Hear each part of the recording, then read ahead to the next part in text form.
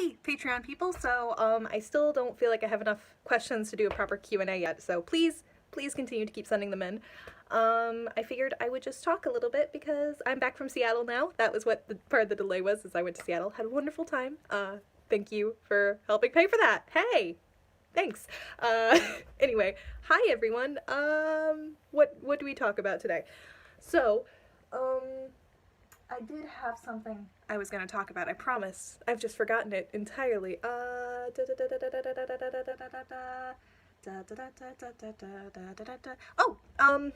other videos I'm going to be making soon. So, obviously, currently exploring is the one on how we predicted the Abominable Bride in the form of gay Victorian fever dream. Air quotes.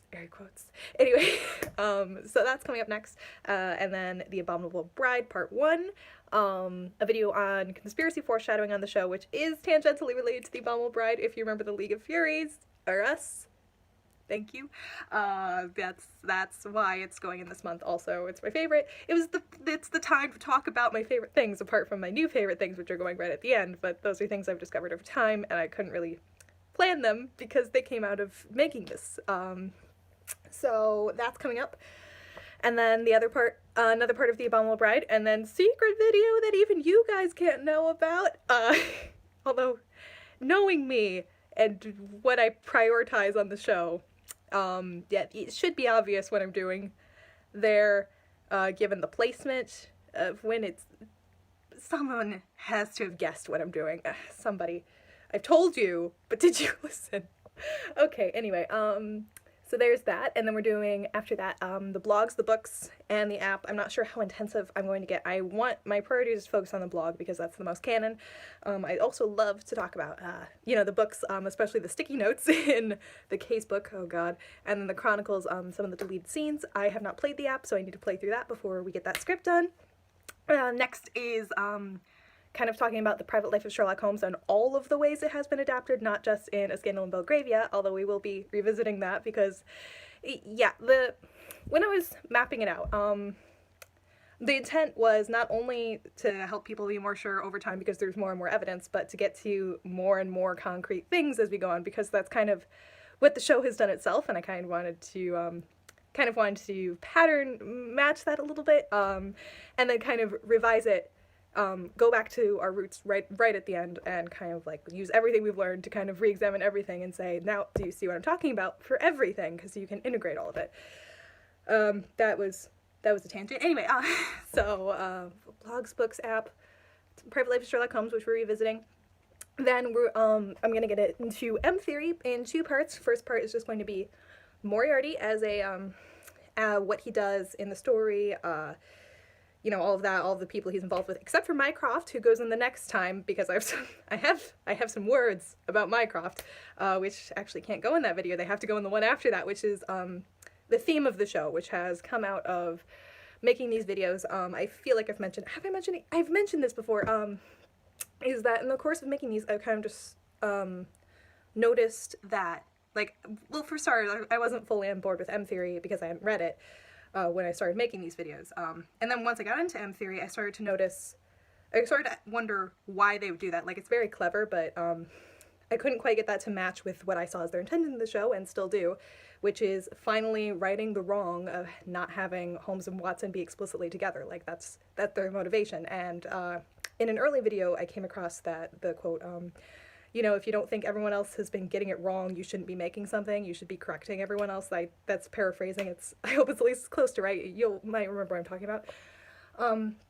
So I was trying to get that to match with M Theory, because I have this idea about, you know, theories and stuff, that they have to fit into the writer's intent with the show, which can be summarized as the theme or the central message or the driving force, which is, in the case of this show, like I said, writing that wrong. And then I started to notice that M Theory actually fit perfectly with that if you interpret certain characters in certain ways, and it's not even hard to see the characters in that ways based on characterization, based on obvious dialogue clues. Basically, Moriarty and all the villains are Holmes fans and other past adaptations in the media that have gotten things wrong, and I have this theory that the other Holmes sibling is definitely dead, his time has passed, but he's private life and Mark Gatiss, who is kind of both Billy Wilder and Private Life and himself, and like, it sounds confusing. It's gonna make sense when I get into it. It's amazing. I love this reading so much. I feel like I really understand the core of it when I get into it. But he like failed with the other one. He had failed, and yeah, because it couldn't be explicit, obviously. But Moriarty is all of, you know, he's the fans. You've got yourself a fan, Mr. Holmes. That's how he's introduced. And that's why he's controlling all of the people he's controlling. You know, he's involved with the media. He's involved with John having to be married. He's involved with the idea that Irene might be, you know, in love with Sherlock, and Sherlock might be in love with Irene. And that's all based on Moriarty's ministrations. And it's so goddamn clever. And like, when I noticed this, it was just amazing. So that's going to be starting off our final month. Then we'll be getting into kind of revising the romantic arcs of both their main characters, drawing. This is, like I said, I've said before, this is going to be heavily inspired by the 2.0 reading, and, you know, just kind of going over, okay, at this point John is feeling this, and we can see that in this way, like kind of very quickly summing up how you can tell, because I'm kind of hoping at this point that you remember and that you can kind of see these things for yourself. You know, that is my intent, that I'm helping you get better at watching it yourself. But yeah, you know, kind of going over those to build us up for series 4, and then a build up of everything that's happened over the course of the hiatus. We'll be closing us off and reminding you of some of the things, and just getting us ready for that. But yeah, sorry, I don't think this had a topic. I just started talking about the big theme thing. I'm so excited about that though, because I just yeah, I'm a huge lit nerd. I'm not a lit major. I don't think anyone knows this. I'm a liberal science major in undergrad and then library science now. But I took all of the lit classes offered at both the community college I attended and the secondary, what is the college I transferred to after that and attained my bachelor's degree. And I got the took all the literature and English courses that I could at both of those. They were both kind of small schools, but I still did that. I took a in independent study Victorian literature course, which was fun. I feel like I've said some of these things before. I only have so many things I could talk about.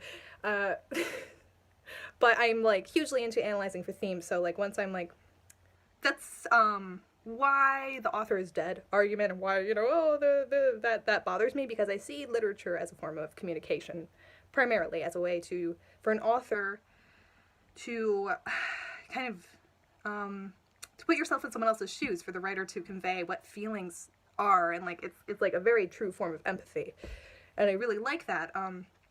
And like, yeah, to me, stories are a form of communication, so you kind of need an author for that. So I kind of like understanding what the writers are hoping to do. So when I like had something that made not just, you know, what's happening with Sherlock and John, but what's also happening in the world around them, and why they have to go through certain things that they go through, and how it all ties together in this beautiful grand statement kind of way, I got really excited. So yeah, I'm really looking forward to talking about that one. And yeah, so please give me questions so I don't ramble about nothing. Thanks. Yeah, so ask me about, I don't know, school, Sherlock ideas, scenes. Don't be like, I don't know, just ask me things. I want to talk to you. Ask me more questions, please. Give me Q&A questions. Thanks.